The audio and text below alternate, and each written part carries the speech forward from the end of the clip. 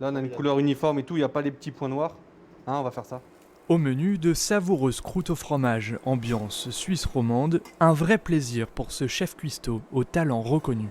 C'est complètement le retour en source et je suis l'homme le plus heureux du monde, en tout cas le cuisinier le plus heureux du monde. Moi, j'ai passé toute mon enfance ici, à 2 communes d'ici, à Collonges-Bellerive, et d'avoir une cuisine, j'ai la passion, mon enfance, le lac, la vue, j'ai tout. L'idée née au printemps dernier, alors que son restaurant parisien ferme ses portes. Encore au plus dur de la pandémie, cette aventure est loin d'entamer son moral. Regarde ça.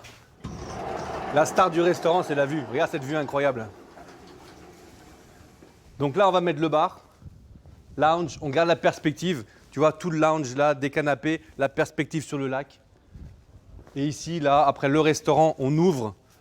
Et tout ça fermé, qui se découvre évidemment en été. Et on a la terrasse du restaurant. De l'autre côté, un bistrot refait à neuf pour un projet autour de l'événementiel et de la restauration. Pari risqué en pleine crise sanitaire, son secret, Ça a quand même de la gueule parce que ça fait très carte postale. cet homme, il a investi 1,5 million d'euros dans le rachat et la transformation des 700 mètres carrés de l'établissement. Le Covid, ça va s'arrêter.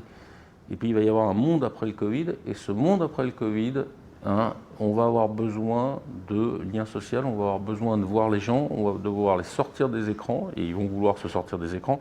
Donc c'est pour ça qu'il faut investir. Si je me trompe, c'est que voilà. Et sinon, c'est que j'étais visionnaire. Dégustation délicieuse pour cette équipe optimiste, l'avant-goût d'une réussite, on l'espère, qui débutera fin février à la réouverture des restaurants en Suisse.